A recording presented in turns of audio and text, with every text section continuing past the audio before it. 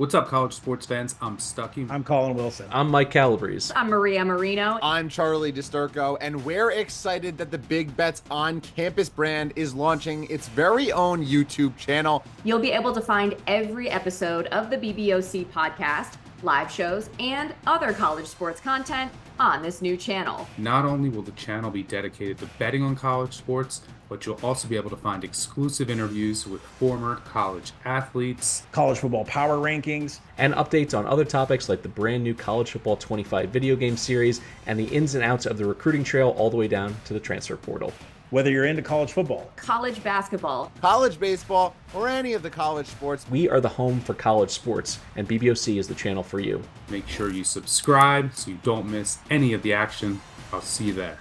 Welcome to Links and Locks Action Network's golf betting podcast presented by Bet365. I'm your host, Andy Lack, and I'll be joined alongside Action Golf contributor Tony Sartori for these Best Bets episodes. Tony and I will play 18 holes today, giving our 18 favorite picks for this week's tour event, the BMW Championship. Before we dive into this week's episode, a reminder that the Links and Locks podcast is presented by Bet365. Bet365 doesn't do ordinary. That's why you get more boosts with them than with anyone else. Every day they power up the odds on hundreds of bets to give you a chance to win more. Bet365 boosts specific markets, your winnings, and even parlays, and they don't stop there. Keep an eye out for their biggest and best odds with the incredible Super Boost. Check out the boost and see why it's never ordinary at Bet365. Must be 21 or older and present in Arizona, Colorado, Indiana, Iowa, Louisiana, North Carolina, New Jersey, Ohio, Virginia, or 18 and older in Kentucky.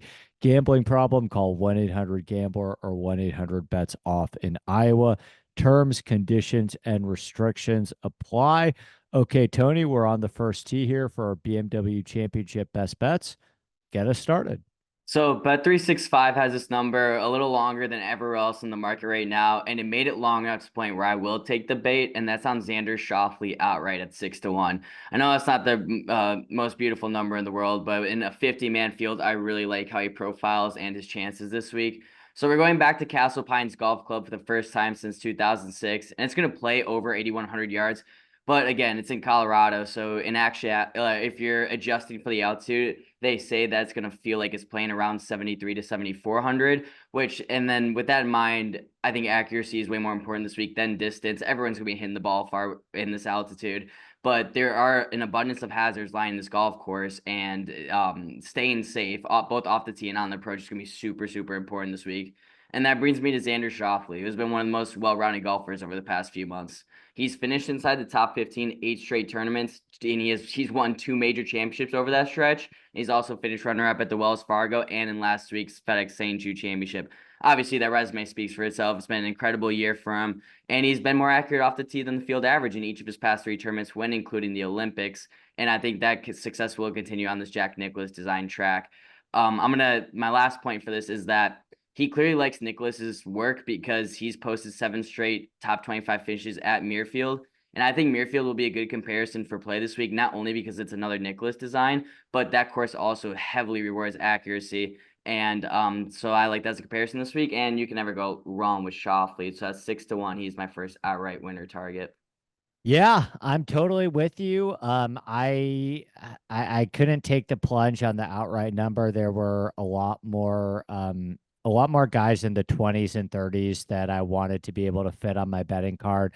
But I bet Xander 11-1 first round later. I actually prefer Xander to Scotty this week. I'm definitely, my breakdown of the course, I think, is a little different. I'm not as high on the accuracy over distance. I personally think this is more of a bit more of a distance over accuracy test. And I actually think that is Xander's biggest advantage over Scheffler is his ball speed. Scheffler's a far more accurate driver of the ball than Xander, and I think that helps him at golf courses like Le Golf National, Muirfield Village, TPC Sawgrass, all golf courses that Xander plays great at too. I mean, he is a phenomenal total driver of the ball. He's by no means inaccurate, but I think this type of golf course that is not as much of a pure accuracy test, in my opinion, as what we've seen a little bit recently. I think the ability to spray the ball a little bit more off the tee with the the less thin air density causes a straighter ball flight. For a lot of these folks, I think that's going to help out guys like Wyndham Clark as well. One of the things I was observing in a lot of the videos that I watched at the on this golf course is that the ball is just, it's going to be harder to create a lot of spin. And that's kind of the big thing that I worry about with Xander is the big overhook with the driver that can often get him into trouble. I think it's a phenomenal golf course for him. I think it's going to be kind of easy. Not crazy easy, but I think the emphasis, his ability to putt, is going to be tremendously important. And the way that I would describe this golf course is it's Valhalla with Augusta's terrain, and Xander's been pretty good at both those two places, particularly Valhalla by my notes. So Xander Schauffele 11-1, first round later. Glad to be on the same page with you there. Absolutely. I'm going to take us back to the outright winner market, and I'm going to go after Aaron Rai 45-1. I know it's my third straight week targeting him, but I just think he's in such great form right now. He's made the weekend in 14 of his past 15 tournaments. He's got 4 top 7 finishes over his past 6. He's been absolutely dialed, no matter really what part of the game, but he's been really a sniper in terms of accuracy. I know we're disagreeing a little bit on accuracy this week, but it's definitely not going to hurt him. But more importantly than that, he's gained true strokes on the approach in 10 of his past 11 tournaments. So the game is really coming together for Rai all around. And I think he just profiles well for this venue. He's got dominant recent form, and we see so many times in the playoffs where guys can kind of get hot and they can kind of run away with it a little bit. Like we saw that with Glover winning the first round of the playoffs after he won the Wyndham last year. And I just think Rai can still carry that momentum from winning the Wyndham 2 weeks ago into this week. So at 45-1, I think that number is just a little long on Aaron Rai. I am going to provide my first outright wager this week in Ludvig Aberg at 24-1. I agree with you on accuracy. I'm just kind of more of a total driving this week with a bit more of an emphasis on distance. And when I think about total driving, Ludvig's still number one for me in this field. When you combine distance and accuracy, there may not be a better driver of the ball when he's on his game than Ludvig Aberg. Another kind of one of the other reasons why I like Ludvig on a golf course that we've never seen before is I think Ludvig is inherently at a disadvantage at a lot of PGA Tour courses because he's playing against players that have 5-10 years of experience playing these golf courses. And for Ludvig, it's his first time seeing them. I kind of like the fact that everybody's starting from scratch here, right? I like the fact that any course history advantage has been neutralized. And it's just going to come down, less so to experience and more so to talent. And I'm taking Ludvig's talent. I'm putting his talent up there with the very best in this entire field. So I think it's a good buy low spot. We were betting this guy to win majors at 16-1, and now I'm getting him at 24-1 in a 50-man field. I think it's time. I think this is the time that Ludvig breaks through, and I think this is a perfect golf course for him to do it at. I absolutely love that play. That's a tremendous number. I didn't even see. I'm probably gonna tell you on that. I really like that. Yeah. Market. I'm going to keep us in the outright market, and I'm gonna go after a little bit of a longer shot and go after Adam Scott at 55-1. And the reason I like him this week, he's just playing such a high floor level of golf right now that in a 50-man field. Do I think it's likely wins? No, but I don't think it's out of the question at 55-1. He entered this week in great form. He's made the weekend in 12 of his past 13 tournaments. He's got 4 top 15 finishes over that stretch. And what makes me kind of about with Aaron Rai too, what makes me impressed about Scott's recent play is just a solid all-around game. He's hitting the ball far. He's remained accurate both off the tee and on the approach. He's gained true strokes on every green he's been on recently, and he's scrambling well when needed to. And he's also typically thrived on Nicklaus courses. He's finished inside the top 10 in 5 of his past 13 appearances at Muirfield. And I just think there's so many things that profile well for him that, yes, none of them are like profiling as the best, which is why we're getting 55-1. But when you have such a high floor of this success across the board, I just think there's worse dart throws to make, especially if you have a couple guys on the top of your card that are paying out less. So Adam Scott at 55-1 is a play I like this week at that number. Love that. I'm going to stick in the outright market for another play in that 20 to 25 zone. I bet Patrick Cantlay. I actually got a 26 on him. There's still 22s available across the board. 22 on Bet365, which I have absolutely no problems with when you get the enhanced. I bet Cantlay last week, and it felt like that bet was dead on Thursday when he shot a +2. And it was really unfortunate because he was one of the best players on the entire golf course over the next 3 days. And it was really just one bad round that sank his tournament. He just was in catch-up mode the rest of the week, but ended up moving from nearly dead last to T12 by tournament's end on Sunday. And, this is a guy that's won 2 out of the last 3 BMW championships. I think this is going to play on the easier side. And, if you think it's going to play on the harder side, he won at Wilmington at 14 under. He won at Caves Valley at 27 under. Both of those tree-lined parklands, bent grass golf courses. You mentioned Muirfield Village, the Jack Nicklaus connection. He's got 2 wins at Muirfield Village as well. This is the time of year where Cantlay always seems to heat up. And I really think his T12 was misleading last week. I think that he really had one bad round and he fought admirably to get himself back into a high finish. I think he improves upon that this week and will be significantly in the mix in Denver this week. Yeah, I absolutely like that. I'm gonna do one more outright winner as well, and I'm gonna go after Shane Lowry at 70 to 1. And you were just talking about buying low with Ludvig earlier. I think 70 to 1 is a pretty damn good buy low price on Shane Lowry. He's not played his best golf over the past month, but we know what this guy's ceiling still is. And he's a guy that has always elevated his play whenever it comes to majors or whenever it's a more elevated event, for lack of better words.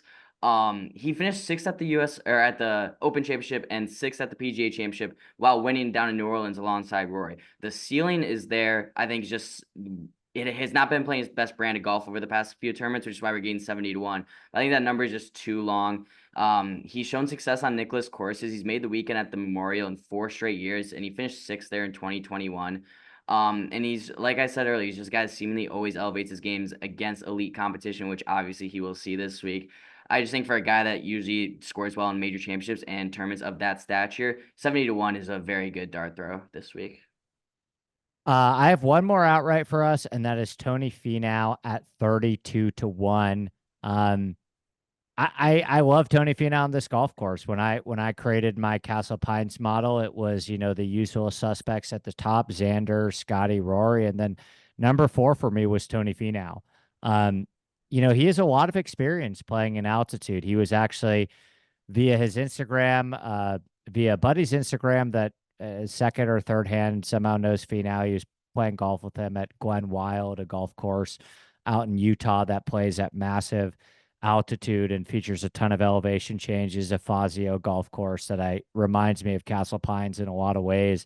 And I think adjusting to the altitude is going to be a big challenge for these guys. Figuring out the right clubs to hit, adjusting for some of those massive elevation changes. And I like a player that's done it before and has some familiarity playing at altitude. I think he could hit I think his driver yields a tremendous advantage at this golf course. He's been a phenomenal iron player this year, one of the best iron players in this field, one of the best long iron players in this field. Thought 32 to 1 was an awfully fair number this week on Tony Finau. Yeah, I was right there with you and how we typically do things on this show. I have him also been in the first round leader market at 30 to 1. Not to reiterate everything you said, it just seems like a great fit. He's made the weekend 11 of his past 12 tournaments, 9 top 18 finishes of that stretch. I've taken him a lot outright recently as well, and I keep just missing out on him despite like a top 10 finish. And I just decided this week I'd rather just target him on Thursday, especially because he ranks 14th on tour this season in round 1 scoring average. But I like him for all the reasons you like him, and I wouldn't be surprised if he wins outright as well. I just decided to go for the little bit longer payout in the first round leader market, but I love both plays. And finally, he finished, he was solo first round leader at the 2020 Memorial. Again, just doing that Nicklaus comparison. But if he can do that there, I think he can do that there here this week as well. I love that. I will give us, since you took us into the first round later market, I have one more. I already mentioned the Xander 11 to 1 first round later. But I also bet Justin Thomas 35 to 1 first round leader. I thought that was a pretty good number on JT. And I actually liked some of what I saw with JT last week. I know that he only finished 30th in a 70-man field, but he gained over 3 strokes on approach. He's played really well in the FedEx Cup playoffs in the past. He's a former winner at the BMW Championship. He's had a lot of success on bent grass and before.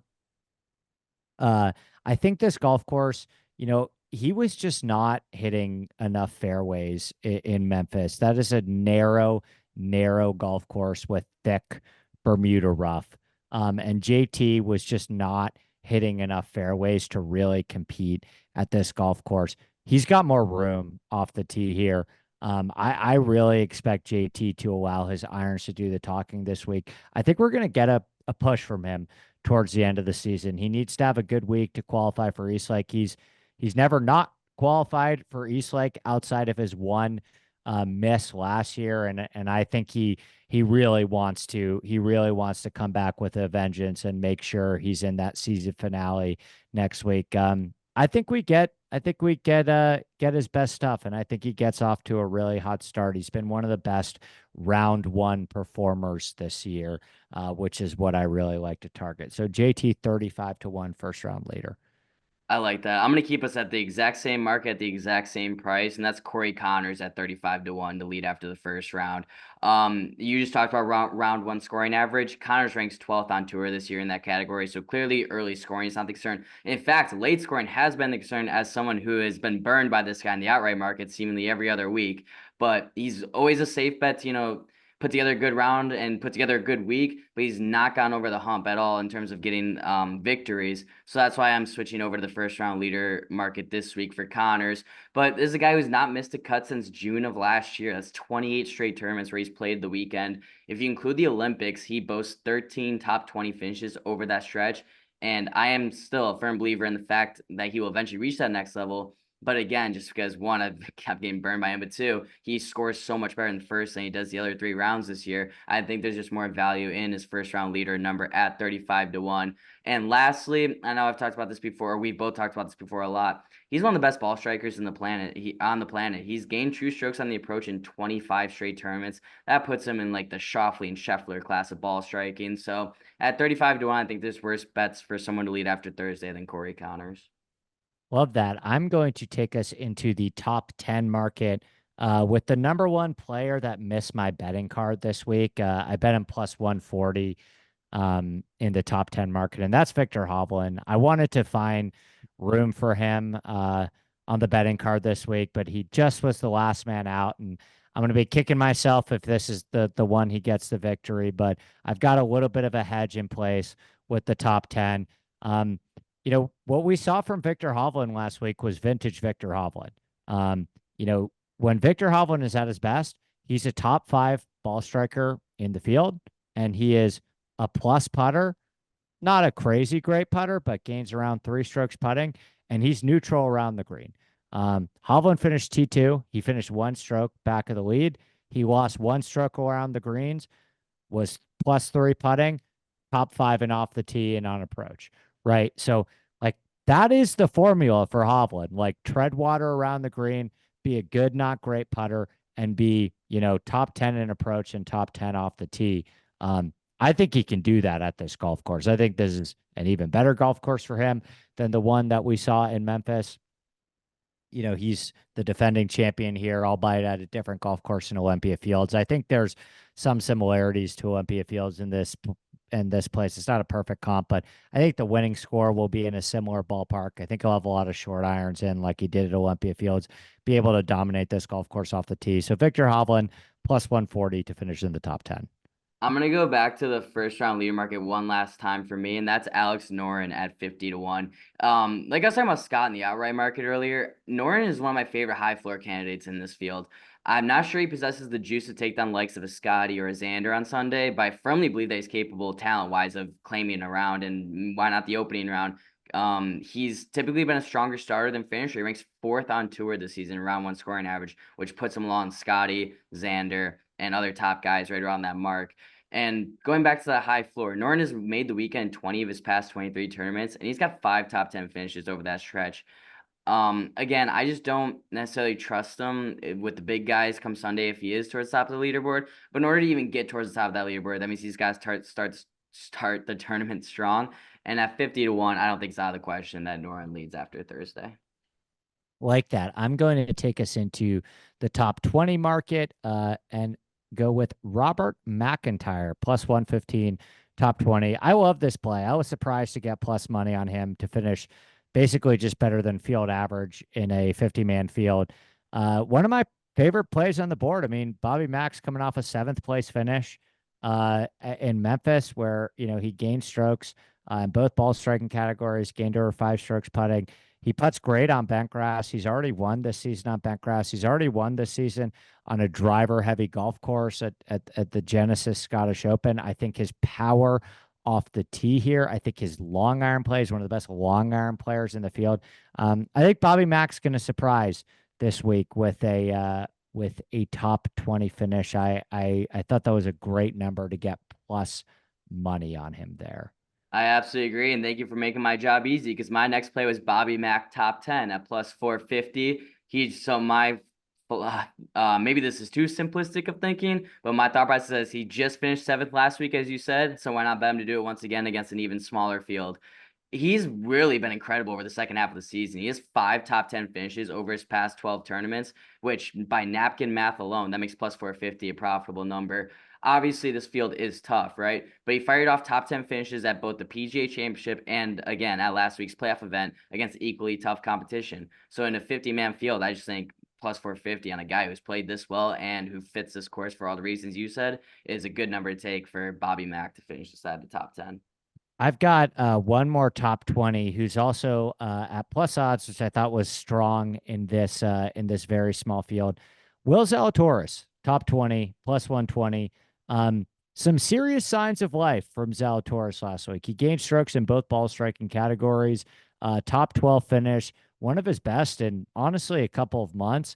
And I expect him to continue and parlay that momentum in the next week. What I saw from Zalatoris last week, it was not really it wasn't really a flash in the pan. He did it in a very sustainable way. And this is a great golf course for him if we get the A+ version of Zalatoris that we are used to. You know, I brought up, you know, the Muirfield Village and Jack Nicklaus and kind of a Valhalla with Augusta terrain. Zalatoris has been unbelievable on these, you know, Augusta, bent grass greens, long irons, massive elevation changes, driver heavy, Muirfield Village, Jack Nicklaus, a lot of the similar deal. Like, I think this is a great golf course for Zalatoris if he's playing well. And I'm happy to take the leap with him at plus 120 to finish top 20 this week.